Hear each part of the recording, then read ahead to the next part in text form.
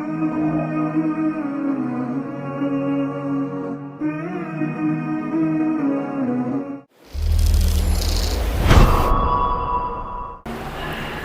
الحمد لله نحمده ونستعينه ونستغفره ونعوذ بالله من شرور أنفسنا ومن سيئات أعمالنا من يهده الله فلا مضل له ومن يضلل فلا هادي له أشهد أن لا إله إلا الله وحده لا شريك له وأشهد أن محمدًا عبده ورسوله صلوات الله وسلامه عليه وعلى آله وأصحابه ومن تبعهم بإحسان إلى يوم الدين. أما بعد, ang lahat ng pagpupuri, pasasalamat at pagbabalik loob ay nauupo lamang kay Allah subhanahu wa ta'ala. Pinupuri natin ang Allah subhanahu wa ta'ala at kay Allah subhanahu wa ta'ala lamang tayo umaasa at humihingi ng tulong. Tayo ay magpakupkop kay Allah mula sa kasamaan ng ating mga sarili at sa kasamaang dulot ng ating mga pagsuway sa Kanya. Katotohanan na sino mang patnubayan ni Allah subhanahu wa ta'ala sa matuwid na landas sa pananampalatayang Islam ay walang sino man ang maaring makapagligaw sa Kanya.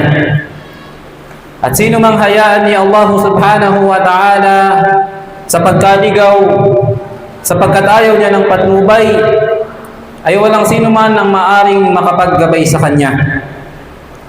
Tayo ay sumasaksi na walang ibang Diyos na karapat-dapat sambahin liban lamang ang Allah subhanahu wa ta'ala, at tayo rin ay sumasaksi na si Propeta Muhammad sallallahu alaihi wasallam ay alipin at huling sugo ng Allah subhanahu wa ta'ala. Nawa ang pagpapala, kapayapaan at pagpugay ni Allah ay mapasa ating mahal na Propeta Muhammad sallallahu alaihi wasallam, sa kanyang mga pamilya, sa kanyang mga sahaba, at sa lahat ng mga Muslim na tumahak sa matuwid na landas hanggang sa huling araw. Mga kapwa po alipin ng Allah subhanahu wa ta'ala, pinapayuhan ko ng aking sarili at gayon din kayo na matakot kay Allah subhanahu wa ta'ala. Sinabi ni Allah sa maluwalhating Quran, ba'da a'udhu billahi minash shaitanir rajim, يا أيها الذين آمنوا اتقوا الله حق تقاته ولا تموتن إلا وأنتم مسلمون. O kayong mga sumasampalataya, o kayong mga Muslim, matakot kayo kay Allah subhanahu wa ta'ala ng tunay at tamang pagkatakot, at huwag hayaang datnan ng kamatayan, di ba na lamang na kayo ay mga tunay at matatapat na Muslim.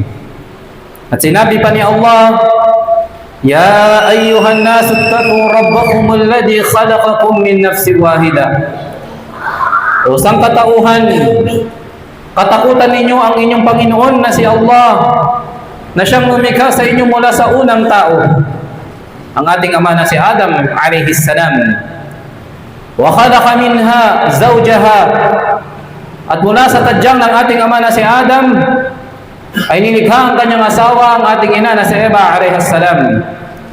Wa batha minhuma rijalan kathiran wa nisaa, at mula sa kanilang dalawa ay lumabas ang maraming mga kalalakihan at maraming mga kababaihan.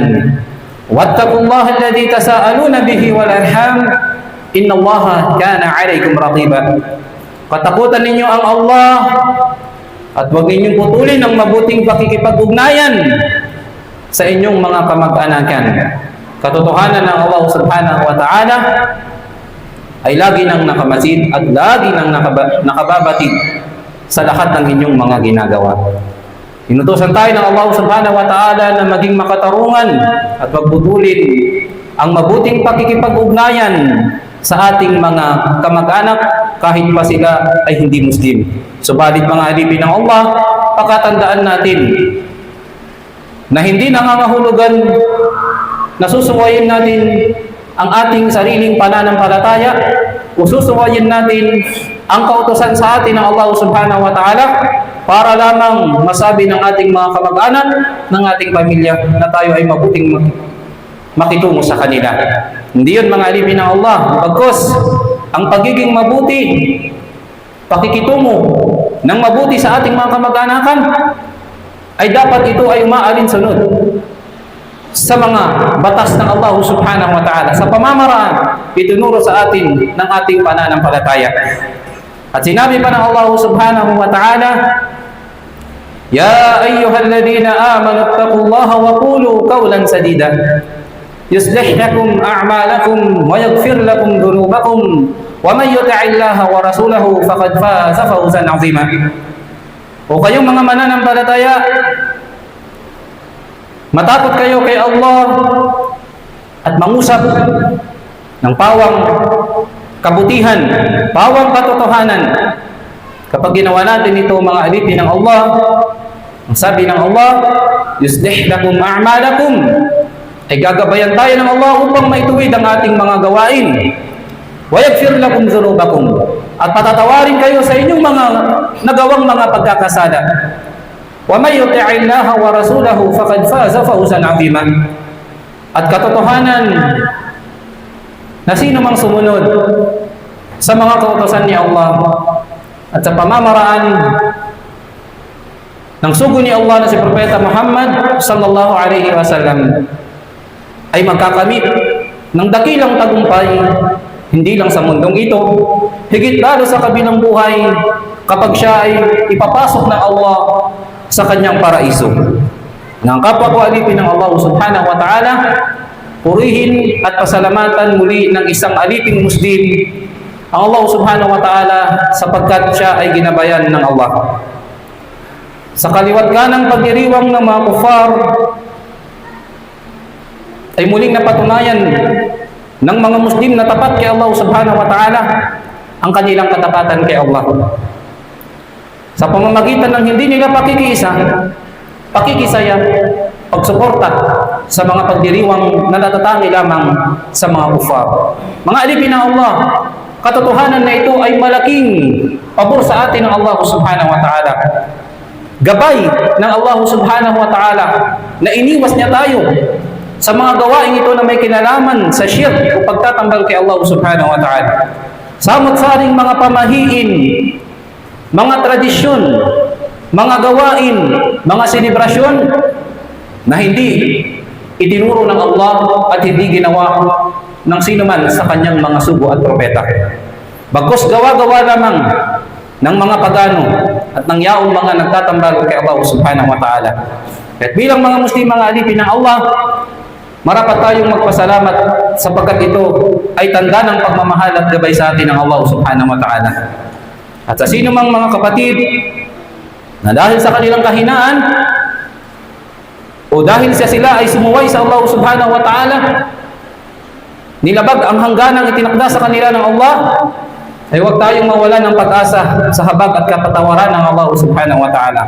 Bagkus tayo ay dapat na agarang magbalik loob kay Allah subhanahu wa ta'ala. Mga kapatid, sa pananampalatayang Islam ng alipin ng Allah subhanahu wa ta'ala, sinabi ng Allah subhanahu wa ta'ala sa maluwalhating Quran, Ud'uni astajib lakum. Manalangin kayo sa akin, sabi ng Allah subhanahu wa ta'ala, at akin itong tutugunan. Mga kapatid, sa pananampalatayang Islam, sa khutbah na ito ay nais nating ibahagi ang hadith ng Rasulullah sallallahu alaihi wasallam patungkol sa kalagayan ng ating mga dua, ng ating mga panalangin kay Allah subhanahu wa ta'ala. Sapagkat marahil meron sa atin ang laging nananalangin kay Allah subhanahu wa ta'ala, subalit iniisip niya na hindi tinutugon ng Allah subhanahu wa ta'ala ang kanyang panalangin. O nababaliwala lamang ang kanyang panalangin, o di kaya siya ay naiinip sapagkat hindi tinatanggap ang kanyang panalangin. Mga alipin ng Allah subhanahu wa ta'ala, ang salita ng Allah ay katotohanan. Sinabi ng Allah, ud'uni astajib lakum. Manalangin kayo sa akin at akin itong tutugunan. Sinabi ng Rasulullah sallallahu alaihi wasallam sa kanyang hadith, at dito natin maunawaan ang kalagayan ng ating mga dua sa Allah subhanahu wa ta'ala. An Abi Sa'id al-Khudri radiyallahu anhu qala qala Rasulullah sallallahu alaihi wasallam. Si Abi Sa'id al-Khudri, kalugdan nawa siya ng Allah subhanahu wa ta'ala, ay nagulat ng hadith. Sinabi niya na sinabi ng Rasulullah sallallahu alaihi wasallam, ma min muslimin yad'u Allah bida'watin laysa fiha ithmun wala qati'atu rahimin illa a'tahu Allah biha ihda thalath. Imma ay, sabi ng Rasulullah sallallahu alaihi wasallam sa hadith na inulat ni Sa'id al-Khudri, sabi niya, sinabi ng Propeta Muhammad sallallahu alaihi wasallam, walang isa mang Muslim, alipin ng Allah subhanahu wa ta'ala, na nananalangin kay Allah subhanahu wa ta'ala, nagdudua kay Allah subhanahu wa ta'ala ng isang panalangin, na ang panalangin ito ay hindi naman naglalaman ng kasalanan at hindi rin naglalaman ng pagputol ng ugnayan sa kamag-anakan, maliban na si Allah subhanahu wa ta'ala ay tutugon sa kanyang panalangin sa tatlong pamamaraan. Sa halip na ito, mga alipin ng Allah subhanahu wa ta'ala, ay mauunawaan natin ang tatlong pamamaraan ng Allah subhanahu wa ta'ala, ang tatlong kalagayan ng ating mga dua o ng ating mga panalangin kay Allah subhanahu wa ta'ala. Una, imma an yu'ajjila lahu da'watah. Ang unang kalagayan, mga alipin ng Allah subhanahu wa ta'ala, na sinabi ng Rasulullah sallallahu alaihi wasallam, ay maaaring dinggin at ipagkaloob agad ng Allah subhanahu wa ta'ala ang panalangin ng kanyang alipin. Dinggin at ipagkaloob ng Allah, agaran ang panalangin mismo ng kanyang alipin. Pangalawa, kung hindi man ito ang mangyari, wa imma an yadhakkiraha lahu fil akhirah. At pangalawang kalagayan, mga alipin ng Allah, ay maaaring kaya hindi agad ipinagkaloob ng Allah ang panalangin ng isang Muslim, ay maaaring ito ay inipon ni Allah. Maaaring ipunin ni Allah ang gantimpala ng panalangin iyon para sa kanya doon sa kabilang buhay, sa Jannah ng Allah subhanahu wa ta'ala. O di kaya, mga alipin ng Allah subhanahu wa ta'ala, wa imma an yasrifa anhu minas su'i mithlaha. O di kaya, ang sabi ng Rasul sallallahu alaihi wasallam, ay maaaring inilayo siya ng Allah subhanahu wa ta'ala, maaaring inilayo siya ng Allah subhanahu wa ta'ala sa matinding kapinsalaan at kasamaan, katumbas ng kanyang panalangin, dahil sa kanyang panalangin kay Allah subhanahu wa ta'ala. Kaya't ang sabi ng mga kasamahan ng Rasul sallallahu alaihi wasallam, kung gayon usugon ni Allah, padadamihin ba namin ang aming mga panalangin kay Allah? Padadamihin ba natin ang ating panalangin kay Allah? Ngayong alam na natin kung paano ang pagtugon ni Allah sa ating mga dua. Ang sagot ng Rasulullah sallallahu alaihi wasallam, si Allah ay higit na mas mapagbigay. Dapat lang paramihin ng isang Muslim at hindi siya magsawa sa pananalangin niya kay Allah subhanahu wa ta'ala. Kung batid niya na ang kanyang panalangin ay nandito sa tatlong kalagayan na binanggit ng Rasulullah sallallahu alaihi wasallam. Kung mauunawaan natin, mga alipin ng Allah, ang katuruan ng ating pananampalataya, ang hadith ng Rasulullah sallallahu alaihi wasallam patungkol sa kalagayan ng ating mga panalangin. Wallahi mga alipin ng Allah, hindi tayo magsasawa sa gawain ito, sa pananalangin kay Allah. Yan na to huwag ibadah. Sapagkat itong panalangin na ito, mismo ay pagsamba na sa Allah subhanahu wa ta'ala. Ilan sa mga salaf, sila ay nagsabi patungkol rito mga alipin ng Allah. Sa unang kalagayan, imma an yu'ajjila lahu da'watah. Unang kalagayan, maaaring ipagkaloob, tugunan agad ng Allah subhanahu wa ta'ala ang kanyang panalangin. Ibig sabihin, sabi ni Imam An-Nawawi rahimahullah, sabi niya, fihi dalilun ala anna ad-du'a la yadi'. Sabi niya, ang patunay na ang dua, ang ating panalangin kay Allah subhanahu wa ta'ala ay hindi kailanman nasasayang. Ito ay sinasagot ni Allah subhanahu wa ta'ala, mga alipin ng Allah, sa anumang paraan na naisin ng Allah subhanahu wa ta'ala. Kaya nga mga alipin ng Allah, tandaan natin, kapag ang inihiling ay mabuti para sa alipin sa kasalukuyang oras na yun, sa matinding pangangailangan, tinutugunan ito agad ng Allah subhanahu wa ta'ala. At marami sa atin ang nakaranas na nito. Sa sandali ng panganib, matinding pagsubok, trahedya, tayo ay nanalangin kay Allah at agarang dumating sa atin ang tulong ng Allah subhanahu wa ta'ala. Ito ay tanda ng awa sa atin ng Allah subhanahu wa ta'ala, pagmamahal sa atin ng Allah subhanahu wa ta'ala. Subalit mga alipin ng Allah, kung tayo man ay nananalangin, subalit dahil sa bulong ng syaitan, ay maaaring minsan naisip natin na wala namang nangyayari sa ating panalangin. Hindi naman ipinagkakalubang aking panalangin. Kaya't ang ilan ay nagsasawa, nayayamot, o ang ilan ay tumitigil. At ang masaklap pa rito, kung siya ay mawalan ng pagtitiwala sa Allah subhanahu wa ta'ala, bayadan billah. Pangalawa, tandaan natin mga alipin ng Allah, sa tuwing tayo ay mananalangin, kung hindi agad ipinagkaloob ang ating panalangin, maaaring ipinagkaloob ito ng Allah sa pangalawang kalagayan. Wa imma an yadhakkiraha lahu fil akhirah. Umaaring inantala ng Allah subhanahu wa ta'ala ang pagtugon sa ating panalangin, at doon pala sa kabilang buhay ay ilalaan sa atin ng Allah subhanahu wa ta'ala ang napakalaking gantimpala. Dahil sa ating pagsasabar, dito nasusubok ang sabar, ang pananalig ng isang Muslim kay Allah subhanahu wa ta'ala.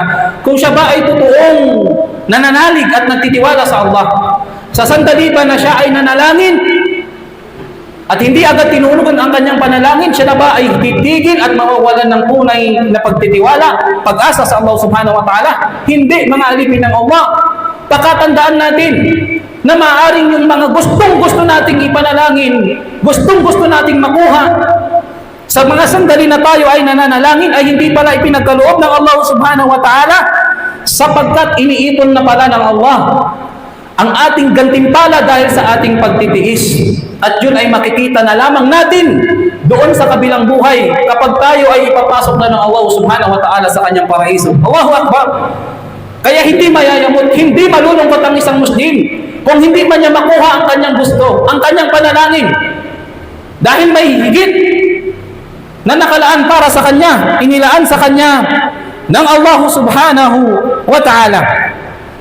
Kaya sabi ni Ibn Hajar, sabi niya, maaaring ang pagkaantala ng sagot sa panalangin ay mas higit na kapakipakinabang sa alipin kaysa sa agarang pagtugon sa kanya ng Allah subhanahu wa ta'ala. Tandaan natin ito mga alipin ng Allah. Maaaring ang pagkaantala ng sagot sa ating mga panalangin ay mas kapakipakinabang sa alipin kaysa sa agarang pagtugon sa kanya ng Allah subhanahu wa ta'ala sa kanyang mga ninanais, sa kanyang mga kahilingan sa Allah subhanahu wa ta'ala. Tandaan natin mga alipin ng Allah, ang gantimpala sa kabilang buhay, ang paraiso ng Allah subhanahu wa ta'ala, ay higit na mas mainam, higit na mas magtatagal, walang hanggan, permanente, kaysa sa anumang makakamit natin dito sa ibabaw ng mundong ito. Makuha man natin ang lahat ng rangya ng napapalob dito sa mundong ito, panandalian niyang mga alipin ng Allah subhanahu wa ta'ala. Kahit ibuhos pa sa iyo lahat ng yaman na naisip mo, panandalian yan. Ang higit na mainam ay ang kabilang buhay. Bal tu'thiruna al-hayata ad-dunya. Bagkus mas hinanais nila ang buhay sa mundong ito. Sabalit ang sabi ng Allah, wal akhiratu, ang kabilang buhay, khayrun wa abqa. Ito ang higit na mas mainam at mananatili magpasawalang hanggan. Mga alipin ng Allah subhanahu wa ta'ala, kapag nakita ng alipin ang gantimpala, ito ay kasabihan ng ilan sa mga salaf. Sabi nila, kapag nakita daw ng alipin ang gantimpala ng kanyang dua sa akhirah, ay nanaisin niyang sana'y hindi natupad sa dunya ang alinman sa kanyang dua. Subhanallah. Kung alam lamang natin ang kapalit nun, ang inihanda ng Allah subhanahu wa ta'ala.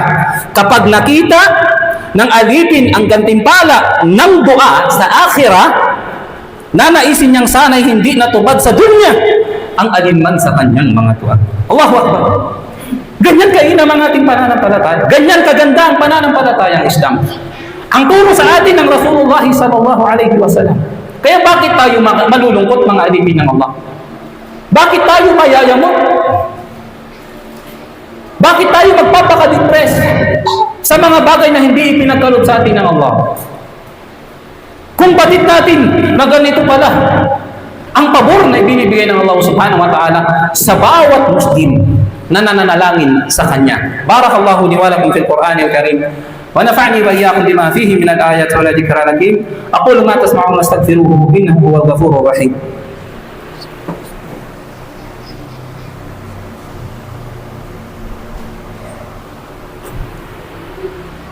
Bismillahirrahmanirrahim. Alhamdulillahi rabbil alamin. Wassalatu wassalamu ala rasulillah. Ashhadu an la ilaha illallah wahdahu la syarika lah. Wa ashhadu anna Muhammadan abduhu wa rasuluh. Pangatlong kalagayan, mga alipin ng Allah, sa pagtugon ng Allah sa ating mga panalangin, wa imma an yasrifa anhu minas su'i mithlaha. Ang sabi ng Rasul sallallahu alaihi wasallam, maaring kaya hindi ibinigay ng Allah subhanahu wa ta'ala ang ating dua, hindi pinagkaloob ng Allah subhanahu wa ta'ala ng agaran ng ating dua, sapagkat inilalayo tayo ng Allah o inilayo tayo ng Allah subhanahu wa ta'ala sa matinding kapahamakan at pinsala. Merong mga bagay, mga alipin ng Allah, na gustong-gusto natin. Ito yung hinihiling natin lagi kay Allah subhanahu wa ta'ala. Subalit hindi ito agarang ipinagkaloob sa atin ng Allah subhanahu wa ta'ala. Malulungkot ba tayo, mga alipin ng Allah? Hindi po, mga kapatid, sa pananampalatayang Islam. Bagkus dapat tayong matuwa, magpasalamat kay Allah. Bakit? Dahil pala, maaring kaya hindi pala ibinigay ng Allah ng agaran ng ating kagustuhan, ng ating panalangin sa Kanya, ay inilayo pala tayo ng Allah sa mas matinding kapahamakan at panganib. Marami sa mga tao, humihingi sila ng mga biyaya, sasakyan, yaman, negosyo. Subalit nung ipinagkaloob sa kanila yun ng Allah, naging pagsubok sa kanila at hindi na sila nagsasala, hindi na sila nakikita sa mga masjid, hindi na sila nakakapag-aral, o napapabayaan nila ang masigit na mainam na mga gawain na pakikinabangan nila doon sa kabilang buhay. Ganyan kabuti sa atin ng Allah subhanahu wa ta'ala. Gustong-gusto natin, hindi agad binigay ng Allah. Dahil inalayo pala tayo ng Allah sa matinding kapahamakan at kapinsalaan. Asa an tuhibbu shay'an wa huwa syarrun lakum. Maaari, sabi ng Allah, gustong-gusto nyo ang isang bagay na yun pala ay makakasama sa inyo. Wallahu ya'lamu wa antum la ta'lamun. At si Allah subhanahu wa ta'ala ang higit na mas nakakaalam sa mga bagay na hindi nyo nalalaman. Ang akala ng tao minsan, yung panalangin niya, makakabuti yun sa kanya. Subalit dahil sa habag ng Allah subhanahu wa ta'ala sa kanya, hindi agad ipinagkaloob yun sa kanya ng Allah. Hindi yun ipinagkaloob sa kanya ng Allah. Hindi yun ibinigay sa kanya ng Allah. Bakit? Dahil mahal siya ng Allah. Dahil iniingatan tayo ng Allah subhanahu wa ta'ala. Inilalayo pala tayo ni Allah sa mas matinding panganib at kapahamakan. Ganyan sana mag-isip ang bawat alipin ng Allah subhanahu wa ta'ala. Kahit hindi kailanman mawawalan ng pag-asa ang isang Muslim. Hindi kailanman siya magsasawa, mayayamot, maiinit, mawawalan ng pag-asa. Sa tuwing siya ay nagdudua kay Allah, kung batid niya na ang lahat ng kanyang mga panalangin, na ang lahat ng kanyang mga dua ay ipinagkakalupala sa kanya ng Allah subhanahu wa ta'ala. Sabi ni Ibn al-Qayyim, rahimahullah, sabi niya, ang dua, sabi niya, ay isang dahilan upang maitaboy ang kapahamakan kahit hindi ito napapansin ng mga alipin. Si Allah subhanahu wa ta'ala, mga alipin ng Allah, ang higit na nakakaalam kung ano ang makakabuti sa atin. Kaya nga mga alipin ng Allah, ang kapatid sa pananampalatayang Islam, kapag tayo ay mananalangin kay Allah subhanahu wa ta'ala, lagi nating hilingin kung ano ang makakabuti sa atin. Hindi kung ano yung gusto lang natin. Tandaan natin mga alipin ng Allah. Kung tayo mananalangin kay Allah, hilingin natin kay Allah na ipagkaloob niya kung ano ang makakabuti sa atin sa mundong ito at sa kabilang buhay. Hindi kung ano lamang ang gusto natin. Dahil marami sa mga tao, maging tayo, yung mga kagustuhan pala natin ngayon, hindi pala makakabuti sa atin yun dito sa dunya, higit lalo sa kabilang buhay. Kaya kung tayo mananalangin, kumpleto, hilingin natin kay Allah ang tagumpay, ang kainaman ng mga magbiyaya dito sa mundong ito, tagumpay dito sa mundong ito, at higit lalo ang tagumpay sa kabilang buhay na tayo ay makapasok sa paraiso ng Allah subhanahu wa ta'ala. Ala tusallu ala nabiyikum fa inna Allah amarakum bidhalika tuqal inna Allah wa malaikatahu yusalluna ala nabi ya ayyuhalladhina amanu sallu alayhi wa sallimu taslima. Allahumma salli ala Muhammad wa ala ali Muhammad kama sallaita ala Ibrahim wa ala ali Ibrahim innaka Hamidun Majid. Allahumma a'izz al-islam wal muslimin wa adhil ash-shirka wal mushrikin ودمر أعداءك وأعداء الدين. اللهم اغفر لنا ولوالدينا ولجميع المؤمنين والمؤمنات والمسلمين والمسلمات الأحياء منهم والأموات إنك سميع قريب مجيب الدعوة يا رب العالمين.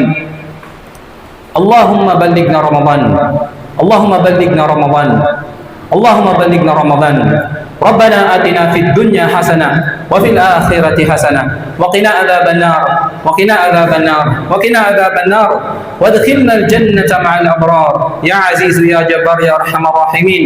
سبحانك اللهم وبحمدك ونشهد أن لا إله إلا أنت ونستغفرك ونتوب إليك. أقم الصلاة فإن الصلاة تنهى عن الفحشاء والمنكر.